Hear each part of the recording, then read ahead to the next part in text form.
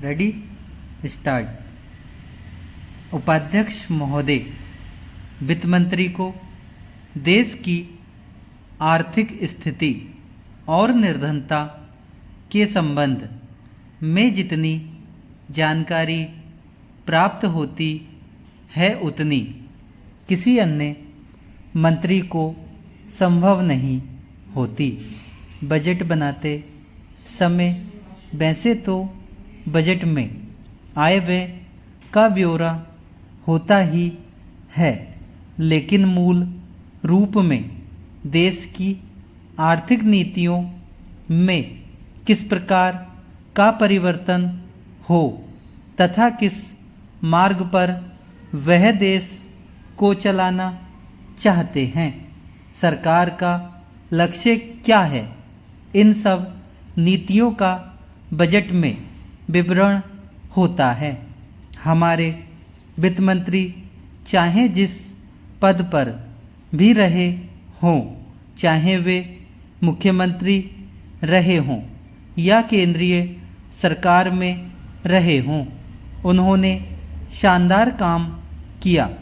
जिस समय उन्होंने बजट प्रस्तुत किया उस समय देश को और विशेष रूप से गरीबों को उनसे बहुत सी आशाएं थीं। देश में लगभग 6 लाख गांव हैं।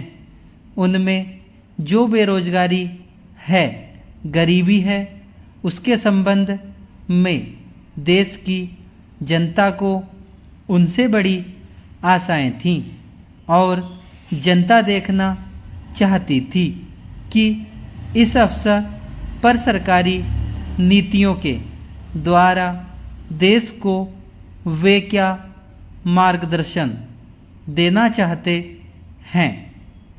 इस दृष्टि से 3 महत्वपूर्ण बातें इस समय देश के सामने थीं।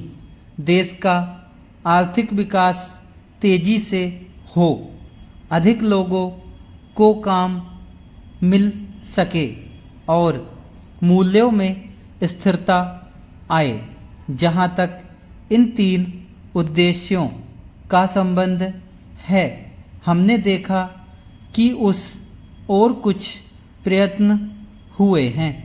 विशेष रूप से गरीबी हटाओ के संबंध में इस देश में जो चर्चा चल रही है, इस बजट में कुछ सीमा तक उसका उल्लेख मिलता है, क्योंकि जितने भी प्रत्यक्ष कर लगे हैं वे ज़्यादातर धनी लोगों पर और विशेष रूप से शहर के लोगों पर लगाए गए हैं।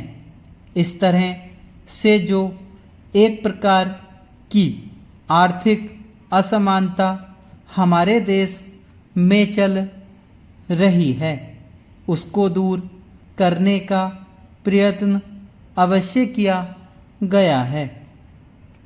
लगभग 5 दशक पूर्व जब हमारा देश स्वतंत्र हुआ था, उस समय देश में जितने सरकारी कर्मचारी थे वे ऐसा समझ बैठे थे कि अब तक देश में जिस तरह से अंग्रेज़ों का प्रशासन चल रहा था उस तरह से काम नहीं चलेगा, क्योंकि कांग्रेस के जो नए लोग आए थे, जो मंत्री बने थे, वे लोग धन के मामले में त्यागी आदमी हैं।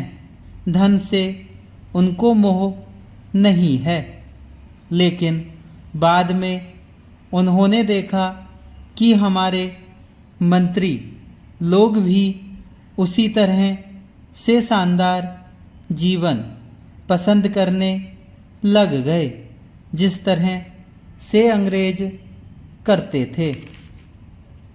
उपाध्यक्ष महोदय, तब उन लोगों को कुछ आशा हुई कि हम लोग भी उसी तरह चल सकते हैं, जिस तरह से पहले चल रहे थे, लेकिन अभी हाल में जो चुनाव हुआ उससे देश के धनिकों के मन में बड़ा संदेह पैदा हुआ कि इस चुनाव के बाद उनकी स्थिति वैसी नहीं रहेगी जो अब तक चली आती रही है। गरीबों और अमीरों के बीच में अब तक जो बहुत बड़ा अंतर चला आ रहा था उसको अब तेजी से दूर करने का प्रयत्न किया जाएगा। श्रीमान, मैं आपका बहुत ही आभारी हूँ जो आपने सदन में चालू वर्ष के बजट पर अपने विचार प्रकट करने का अवसर दिया है। मैं इस बजट का समर्थन करना चाहता हूँ। श्रीमान, मैं सबसे पहले अपने दल के नेता प्रधानमंत्री को इस बात के लिए बधाई देना चाहता हूँ कि उनके नेतृत्व में देश में कांग्रेस दल को स्पष्ट बहुमत मिला और इसके फलस्वरूप यहाँ पर केंद्र में एक ऐसी सरकार का गठन हुआ जो कि देश में वास्तव में समाजवाद लाना चाहती है। मैं वित्त मंत्री जी को इस बात के लिए बधाई देना चाहता हूँ कि लोकसभा के मध्यावधि चुनाव में जनता द्वारा कांग्रेस दल को जो आदेश दिया गया था उन्हें स्मरण है और वह तन मन धन से उसका पालन करना चाहते हैं। वह आदेश था देश में सामाजिक और आर्थिक विषमता दूर करने का, देश से गरीबी, बेकारी और बेरोजगारी को हटाने का और देश के जो पिछड़े हुए हिस्से हैं उनका पूरा विकास करने का।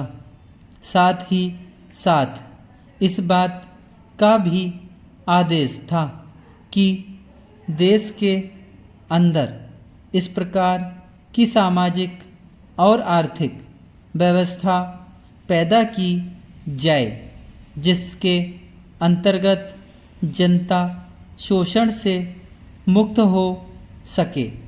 श्रीमान, यह ठीक है कि देश में कृषि के क्षेत्र में उत्पादन में वृद्धि हुई है, परंतु इसके साथ ही साथ यह भी दृष्टि में रखना चाहिए कि लागत में भी पूरी वृद्धि हुई है।